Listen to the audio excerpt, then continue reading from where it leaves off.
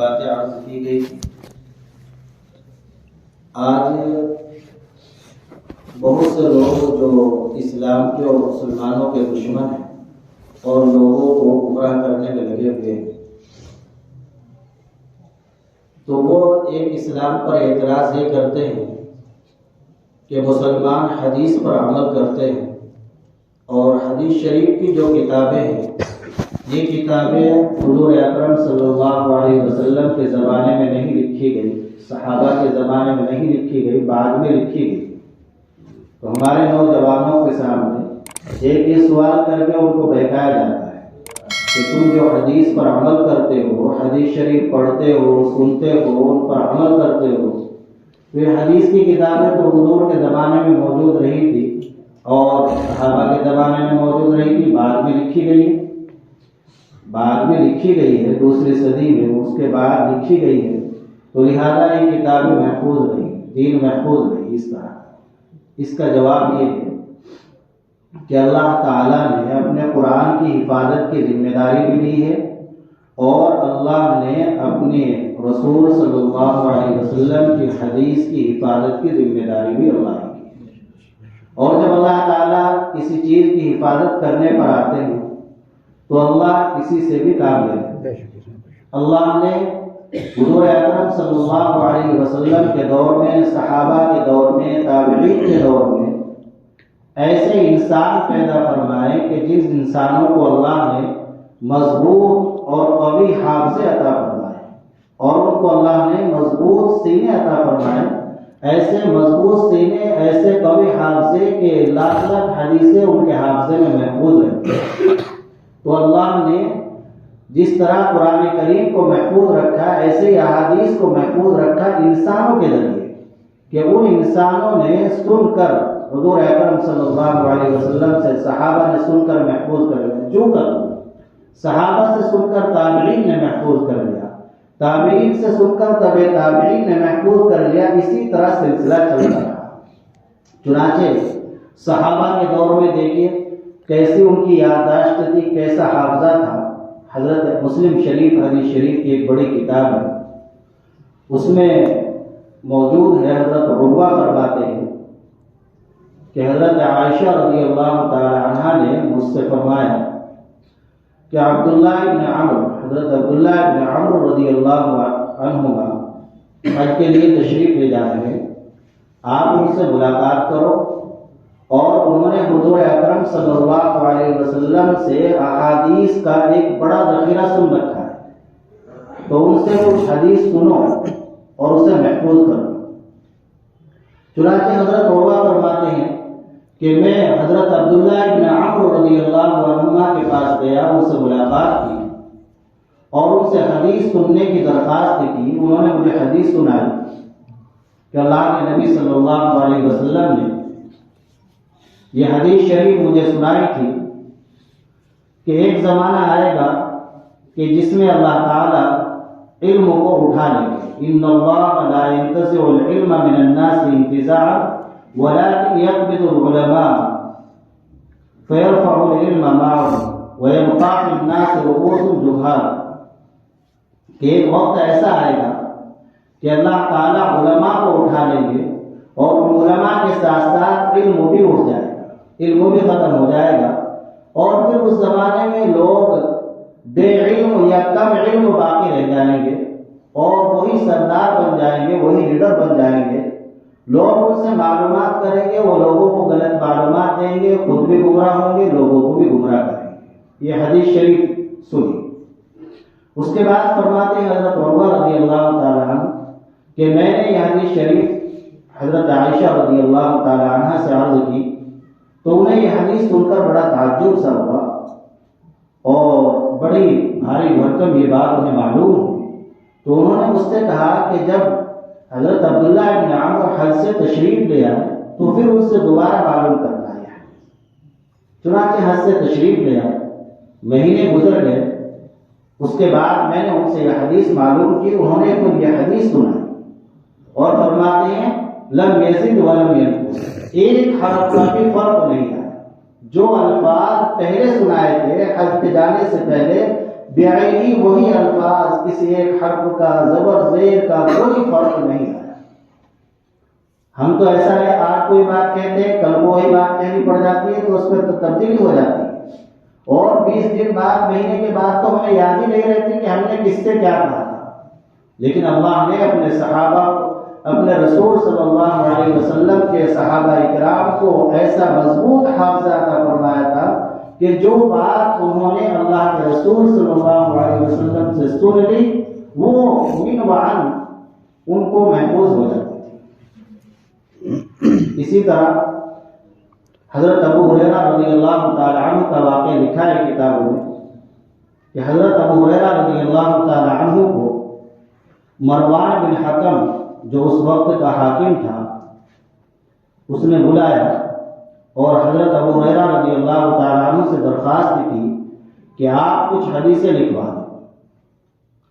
اور اپنے سیکریٹری ابو زعیزہ نام ہے، ابو زعیزہ سیکریٹری سے کہا کہ حضرت ابو ہریرہ رضی اللہ تعالی عنہ جو حدیثیں بیان کرے آپ ان کو لکھتے رہے۔ چنانچہ حضرت ابو ہریرہ رضی اللہ تعالی عنہ حدیثیں بیان کرتے چلے گئے اور وہ ان کو لکھتے رہے۔ اس کے بعد یہ جانچنے کے لیے، پرکھنے کے لیے مروان نے کہ دیکھو ان احادیث میں اور ان کے حافظے میں کچھ تغیر و تبدل ہوا ہے یا نہیں، حضرت ابو ہریرہ رضی اللہ تعالی عنہ کو بلایا اور پھر ان سے درخواست کی کہ جو حدیثیں آپ نے پہلے بیان کی تھی وہ حدیثیں آپ پھر بیان کر دیجیے۔ چنانچہ انہوں نے وہ حدیثیں پھر بیان کی، لیکن ایک حرف کا بھی فرق نہیں۔ انہوں نے ملان کیا اور ملان کرنے میں اس نتیجے پر پہنچے کہ جس طرح یہ حدیثیں پہلے سنائی تھی اسی طرح یہ حدیثیں سنائی ہیں، کوئی ایک حرف کا بھی فرق نہیں آیا۔ تو اللہ نے اس طرح احادیث کی حفاظت کا انتظام فرمایا۔ یہ تو صحابہ کا دور تھا، صحابہ کے بعد تابعین کا دور شروع ہوتا ہے۔ ایک تابعی ہے ابن شہاب زہری، تو ان کا واقعہ کتابوں میں لکھا ہے کہ ان کے زمانے کا جو بادشاہ تھا ہشام بن عبد الملک، اس نے ان سے درخواست کی کہ آپ ہمارے بچوں کو کچھ حدیثیں لکھوا دیں۔ چنانچہ ابن شہاب زہری نے حدیثیں لکھوانی شروع کی۔ ان حدیثوں کی تعداد 400 ہو گئی، 400 حدیثیں ہو گئی۔ پھر ہشام بن عبد الملک نے ابن شہاب زہری کا امتحان لینے کے لیے 1 سال کے بعد ان کو بلوایا اور ان سے درخواست کی، ان سے یہ کہا کہ آپ نے جو حدیثیں لکھوائی تھی وہ ہم سے ضائع ہو گئی، آپ وہ حدیثیں جو آپ نے ہمارے بچوں کو لکھوائی تھی 1 سال پہلے وہ حدیثیں آپ دوبارہ لکھوا دیجیے۔ چنانچہ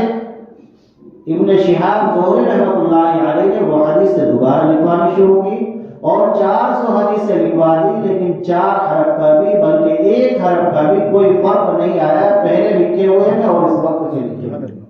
تو اس طرح اللہ تعالیٰ نے اپنے رسول صلی اللہ علیہ وسلم کے حدیثوں کی حفاظت کی ہے۔ ایسے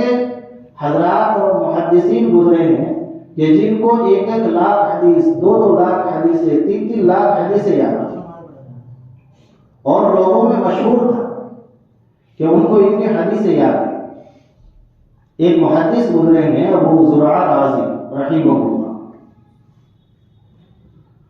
تو ان سے متعلق ایک شخص نے یہ کہا کہ اگر ابو زرعہ کو 1 لاکھ حدیثیں یاد نہ ہو تو میری بیوی کو طلاق ہے۔ اب زبان سے تو یہ بات نکال دی، لیکن اب فکر لاحق ہوئی کہ اگر ان کو 1 لاکھ حدیثیں نہ یاد ہوئی تو میری بیوی ہاتھ سے چلی جائے گی، اسے طلاق ہو جائے گی۔ تو اس لیے اب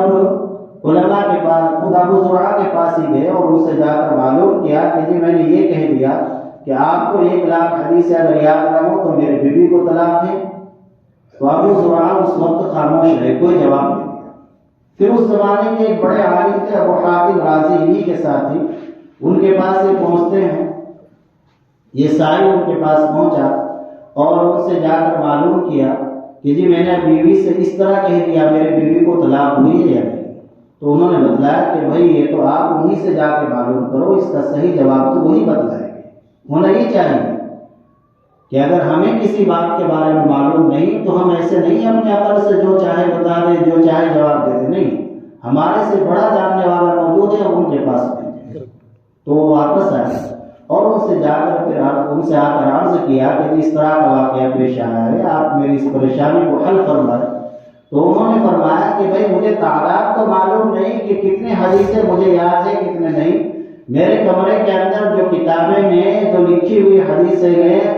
وہ جتنی بھی ہے، چاہے وہ کتاب پر ہو، حاشیے پر ہو، کاپی میں ہو، وہ سب مجھے ازبر یاد ہے، محفوظ ہے سب۔ آپ ان کی تعداد دیکھ لو کتنی ہے، ان کو شمار کرو۔ چنانچہ ان احادیث کو شمار کیا گیا تو ان کی تعداد 3 لاکھ تھی۔ 3 لاکھ حدیثیں ایک انسان کو یاد ہے، تو پھر یہ دین محفوظ کیوں نہیں رہتا؟ یہ دین جو کا تو محفوظ ہے۔ اللہ نے اس کی حفاظت کا کیسا سینہ، کیسے حافظ اللہ نے اپنے بندوں کو عنایت فرمائے کہ جن کو 3 لاکھ حدیث ہیں۔ امام بخاری رحمۃ اللہ علیہ مشہور و معروف، آپ جانتے ہی ہیں، تو ان کے بارے میں لکھا ہے، ان کے ساتھی بیان کرتے ہیں، حاشی بن اسماعیل، کہ ہم اپنے استاد سے پڑھنے جاتے تھے، ہم سب قلم لے کر کاغذ لے کر لکھا کرتے تھے، لیکن امام بخاری لکھتے نہیں تھے۔ تو ہم ان سے کہتے رہتے تھے، ہم نے ان سے کہا کہ بھائی آپ جاتے ہو مجلس میں حدیث کی، آپ لکھتے کچھ نہیں ہو، تو اس طرح تو یہ آنا جانا اور وہاں بیٹھنا، یہ وقت آپ کا ضائع ہو رہا ہے۔ تو ہم ان سے کہتے رہتے تھے۔ ایک دن انہوں نے ہم سے کہا کہ تم یار مجھ سے اس طرح کی بات کہتے رہتے ہو، تم نے جو حدیثیں آج تک لکھی ہے لاؤ، لا کر دکھاؤ کتنی ہے وہ۔ چنانچہ وہ لائے ان کے ساتھ جو حدیث انہوں نے استاد سے سن کر لکھ رکھی تھی۔ امام بخاری رحمۃ اللہ علیہ نے وہ حدیثیں جو انہوں نے لکھی تھی وہ جو کی تو سب سنا دی، حفظ سنا دی۔ ان کی تعداد 15,000 تھی، 15,000 حدیثیں۔ اور ان سے یہ بھی بتایا کہ تم نے یہ غلطی کر رکھی ہے، استاد نے ایسے نہیں بیان کیا تھا، یہ حدیث اس طرح نہیں، اس طرح ہے، اس طرح نہیں، اس طرح ہے۔ تو یہ سب حافظ اللہ نے جو دیے ہیں، یہ انتظام فرمایا ہے اپنے دین کی حفاظت کا، اپنے رسول کی احادیث کی حفاظت کا۔ ماضی قریب میں لے لیجیے، حضرت علامہ انور شاہ کشمیر رحمۃ اللہ علیہ گزرے ہیں، تو فرماتے تھے کہ اگر لوگ ان تمام کتب خانے کو جلا دیں، پورے کتب خانے کو، تو میں ان کو اپنے حافظے سے لکھوں گا، یہ کتابیں مجھے حفظ ازبر یاد ہے۔ اب بھی آدمی کرنے پر آتا ہے تو سب کچھ کر گزرتا ہے۔ آپ دیکھتے ہو بچہ ہے بخاری شریف حفظ کر رہا ہے، ایم پی کا ہے، مدھیہ پردیش کا، تو ایک جلد بخاری کی حفظ کر رہا ہے، بڑی بڑی حدیثیں آتی ہیں، کئی کئی صفحات،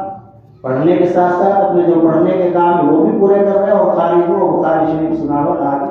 اگلا بھی سناتے ہیں، پچھلا بھی سناتے ہیں، سب یاد ہے۔ تو یہ سب اللہ نے، ہمیں تو کچھ تھوڑی سی باتیں بھی نہیں یاد رہتی، لیکن اللہ نے اپنے کچھ بندے، کچھ افراد ایسے بنائے ہیں کہ اللہ نے انہیں مضبوط ترین حافظے دیے، اور انہوں نے جب ارادہ کیا کسی چیز کو یاد کرنے کا تو وہ بڑی سے بڑی چیزوں کو بھی یاد کر دیا۔ لہذا یہ کہنا کہ یہ حدیث شریف کی کتابیں بعد میں لکھی گئی ہے لہذا دین محفوظ نہیں، یہ بالکل بے بنیاد بات ہے، بے اصل بات ہے۔ اللہ نے اپنے دین کی حفاظت کے لیے